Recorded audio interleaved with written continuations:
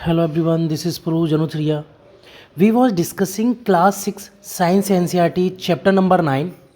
Chapter का नाम है विद्युत तथा परपथ। इससे संबंधित दो पार्ट ऑलरेडी मैं अपने चैनल पर डाल चुका हूँ। ये पार्ट 3 है और फाइनल है। ठीक है, तो चलिए बिना किसी देरी की स्टार्ट करते हैं। टॉपिक है विद्युत स्विच 9.4। घर में हमने जो टॉर्च तैयार की, देखो एक्चुअली क्या अपन ने पिछले सेशन में ये देखा था, क्या किया था अपन ने, एक सेल लिया था। इस सेल के नीचे की साइड में एक तार जोड़ा और ये जो नीचे वाला टर्मिनल है, बल्ब का नीचे वाला टर्मिनल हमने डायरेक्टली कनेक्ट किया था इसके सेल के टर्मिनल के साथ। ठीक है, तो ये एक साधारण स्विच हो गया। ठीक है, इसमें क्या किया, अपन हाथ से बार बार टच कर रहे हैं, अलग कर रहे हैं, टच कर रहे हैं, अलग कर रहे हैं। ठीक है, इस तरीके से साधारण स्विच हो गया। लेकिन ये व्यवहार में संभव नहीं है। ठीक है, अपन जो घर में लाइट करते हैं उसके लिए संभव नहीं है कि हम जो है उस कनेक्शन को वायर के थ्रू हटाएँ, फिर लगाएँ, हटाएँ, लगाएँ, ये संभव नहीं है। तो उसके लिए अपन को क्या करना होगा, स्विच की ज़रूरत पड़ेगी। तो एक सिंपल स्विच बनाने के लिए बहुत आसान है। करना क्या है, अपन को एक थर्माकोल लेना है। ठीक है, थर्माकोल 2 पिन लेनी है, जो नोटिस बोर्ड वाली पिन होती है ना, वो पिन लेनी है और उसमें थर्माकोल में लगा देनी, एक यहाँ लगा देनी और एक यहाँ लगा देनी। ठीक है, 2 पिन लग गई। उसके बाद इस पिन की जो सेफ्टी पिन होती है उसका पीछे वाला जो पोर्शन होता है, पीछे वाला, उसको उसके पिन के अंदर लगा देना है उसे। ठीक है, और वो पिन क्या ईजिली ऐसे ऐसे ऐसे ऐसे घूम सकती है फिर। ठीक है, ऐसे घूम सकती है। और ध्यान रखना है आपको कि जो ये सेफ्टी पिन है, ये सेफ्टी पिन है, वो इस वाले जो पिन है इसको टच करनी चाहिए। जब यहाँ पे आए तो टच करनी चाहिए इसको। ठीक है, इस बात को आपको ध्यान रखना है। जैसे ही वो टच करेगी तो परपथ पूरा हो जाएगा, परपथ पूरा हो जाएगा तो लाइट जल जाएगी। ठीक है, और इधर से अपन ने जो है सेल और बल्ब से कनेक्ट कर रखा है। ठीक है, ये सेफ्टी पिन तैयार हो गई। देखो इसमें दिखा भी रखा है, देखो किस तरीके से कनेक्ट किया हमने। ठीक है, इससे यहाँ से अपन ने बल्ब को कनेक्ट किया, इधर से अपन ने सेल को कनेक्ट किया और इस वाले वायर से बल्ब को दूसरे टर्मिनल को कनेक्ट किया।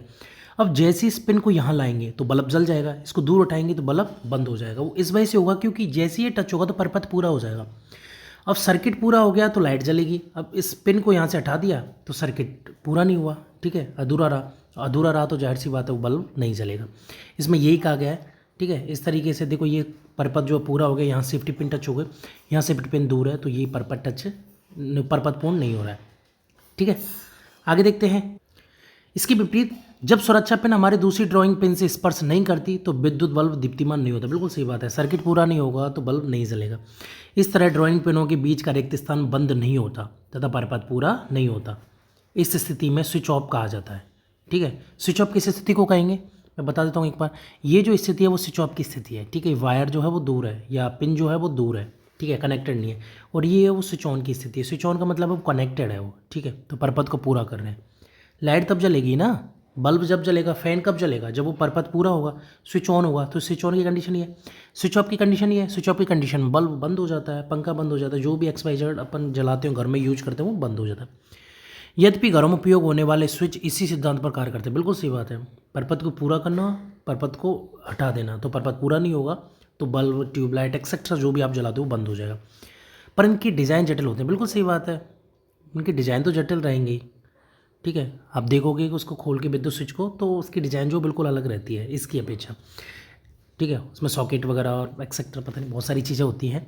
ठीक है, नीचे की साइड में कॉपर की कनेक्शन के लिए स्पेस होता है नीचे, कि वहाँ पर्टिकुलर वायर के लिए पर्टिकुलर स्पेस हो, जहाँ स्क्रू ढीला करके उसमें तार को फंसाया जाता है, फिर स्क्रू को टाइट कसा जाता है। ठीक है, इस तरीके से, क्योंकि उनमें क्या स्पार्किंग ना हो, वो एक दूसरे से भिड़े ना। ढीला रहेगा तो भिड़ जाएंगे ना, वो एकदम टाइटली कसा जाता है वो, जिससे कि वो भिड़े ना, वरना शॉर्ट सर्किट हो जाएगा। ठीक है, विद्युत चालक तथा विद्युत रोधक। ठीक है, इस बारे में अपन डिस्कस कर लेते हैं एक बार। ठीक है, इसके बारे में देखो, बूजो ने चित्र 9.11 के अनुसार टॉर्च आंतरिक आरेख को चित्रित किया। ठीक है, जब हम स्विच को ऑन करते हैं तो परपथ पूरा होता है तथा बल्ब दीप्तिमान होता है। क्या आप चित्र में लाल रेखा खींचकर पूरे परपथ को इंगित कर सकते हैं? हाँ बिल्कुल, देखो यहाँ से कनेक्ट हो रहा है, ये जा रहा है। ठीक है, ये यहाँ से स्विच मिला, इसको ये हटा देगा और इसे दूर कर देगा। ठीक है, मतलब पास कर देगा, मिला देगा। इस तरीके से यहाँ के ये परपथ ये पूरा हो गया। ठीक है, देखो परपथ में देखो आप डबल सेल लगे हुए हैं, इसका पॉजिटिव सिरा, इसका नेगेटिव, इसका पॉजिटिव, इसका नेगेटिव। ठीक है, एक के ऊपर एक ऐसे ही लगाया जाता है ना सेल को, तो ये विद्युत सेल हो गई ये वाले। ठीक है, और इनमें आगे किया क्या है, पीछे वाला जो हिस्सा है, पीछे वाले टर्मिनल से जो चला आ रहा है, यहाँ से चला आ रहा है, ये आया यहाँ पे स्विच रखा तो ये अलग वायर रखा है। ये देखो आप इसको गौर से देखो, मैं रेड कलर ही कर देता हूँ एक बार, ये रेड की बोल रहे हैं तो। ठीक है, ये वाला जो हिस्सा है ना, अरे यार हो नहीं पा रहा अच्छे से। ठीक है, ये जो इधर वाला येलो दिख रहा है आपको, ये इस तरीके आपको ये दिखेगा। जैसे ही इन्होंने स्विच को ऑफ किया तो ये वाला पोर्शन इधर से ये हट जाएगा। ठीक है, ये जो पीला वाला पोर्शन है जो तिकोना त्रिभुज टाइप का बन रहा है ना, ये हट जाएगा यहाँ से। जैसे ही हटेगा तो विद्युत परपथ जो है वो क्लोज हो जाएगा, मतलब क्लोज नहीं, ओपन हो जाएगा, हट जाएगा वहाँ से। और हट जाएगा तो जाहिर सी बात है ये बल्ब नहीं जलेगा, और ये जब तक जुड़ा रहेगा जब तक बल्ब जलता रहेगा। ठीक है, ये दिखा रहेगा, ये परावर्तक हो गया। ठीक है, ये बल्ब हो गया। ठीक है, ये प्लास्टिक का आवरण हो गया, ये दे रखा है, ये स्लाइड स्विच हो गया। ठीक है, स्लाइड स्विच का मतलब है ये ऐसे हो जाएगा, ऐसे।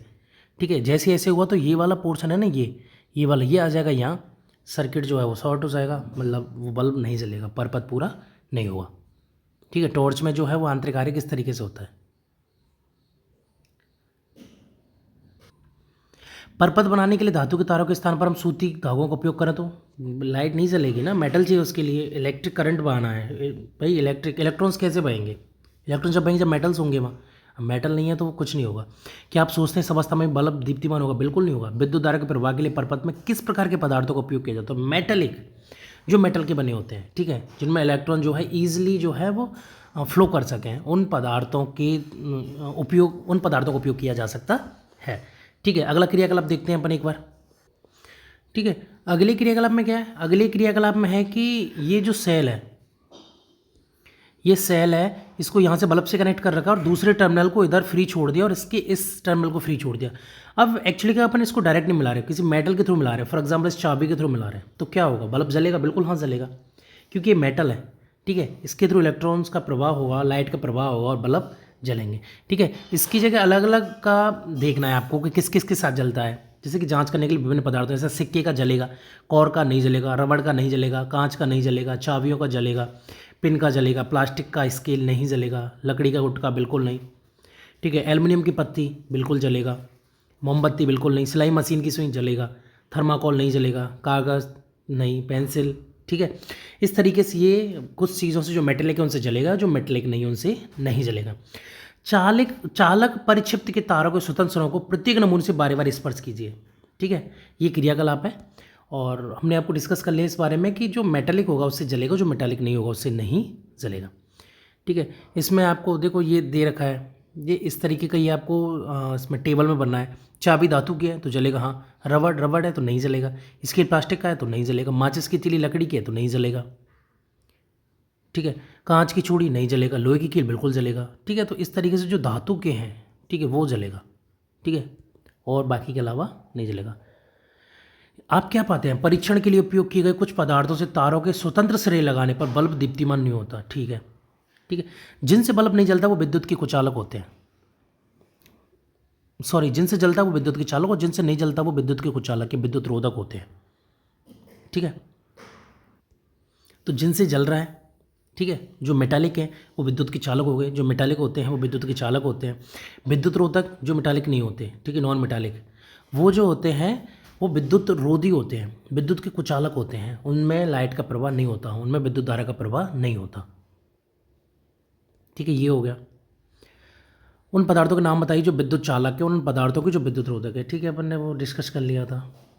ठीक है, जो भी मेटालिक दल लो आप, कोई भी विद्युत चालक हो गए, लोहा हो गया, कॉपर हो गया, ठीक है, एल्युमिनियम एक्सेट्रा, जो भी विद्युत रोधी में लकड़ी का, कांच का, प्लास्टिक का टुकड़ा वगैरह, ये सब ये जो है वो नहीं जलते। ठीक है, आपने क्या निष्कर्ष निकाला? कौन से पदार्थ विद्युत चालक है? ठीक है, ये अपन डिस्कस कर लिया। उन पदार्थों को स्मरण करना जो चमकदार होते हैं। तो जो मेटालिक होते हैं वो चमकदार होते हैं। क्या वे विद्युत के चालक होते हैं? बिल्कुल हाँ, जो मेटालिक होते हैं विद्युत के चालक होते हैं, वो चमकदार होते हैं। ठीक है, जब आप आसानी से समझ सकते हैं कि तारों को बनाने के लिए तांबा, एल्यूमिनियम तथा अन्य धातुआं क्यों प्रयोग में की जाती है।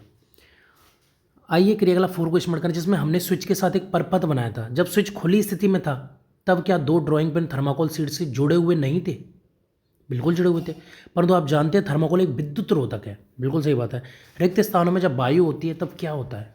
चूंकि स्विच के 2 ड्राइंग पिन के बीच में जब केवल वायु थी तो बल्ब दीप्तिमान नहीं होता। इसका तात्पर्य है कि वायु भी विद्युत रोधी है। बिल्कुल सही बात है, वायु जो होती है वो विद्युत रोधी है। अगर वायु विद्युत रोधी नहीं हो तो सभी जगह करंट ही करंट हो।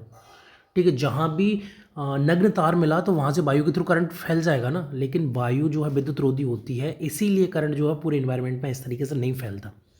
ठीक है, अदरवाइज सर्वाइव करना पॉसिबल नहीं होता। ठीक है। विद्युत चालक तथा विद्युत रोधक हमारे लिए समान रूप से महत्वपूर्ण है, बिल्कुल महत्वपूर्ण है। स्विच, विद्युत प्लग, सॉकेट स्वचालक पदार्थों से बनाए जाते हैं। नहीं, स्विच, विद्युत प्लग और सॉकेट स्वचालक पदार्थों से बनाए जाते हैं। क्योंकि जो स्विच बनेगा, ठीक है, जो विद्युत प्लग बनेगा, ठीक है, और जो सॉकेट बनेगा, ये स्वचालक पदार्थों से बनाए जाते हैं, बिल्कुल ठीक है, इलेक्ट्रिक करंट के लिए।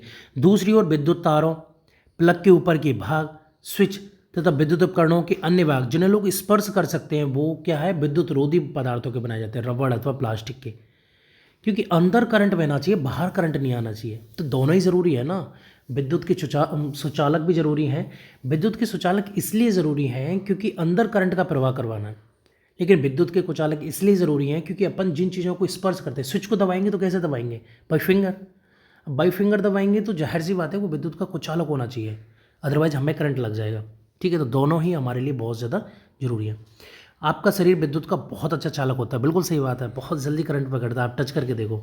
नहीं सॉरी, टच करना नहीं है, I am sorry for this. विद्युत उपकरणों का उपयोग करते समय सावधानी बरती है, बिल्कुल सही बात है। तो इस बात को आपको ध्यान रखना है कि आपका शरीर जो होता है विद्युत का बहुत अच्छा चालक होता है, तो आपको टच नहीं करना है उसको, ठीक है। ट्राई नहीं करना है कि आप टच करके देखें कि हम सुचालक हैं या कुचालक हैं, बिल्कुल नहीं।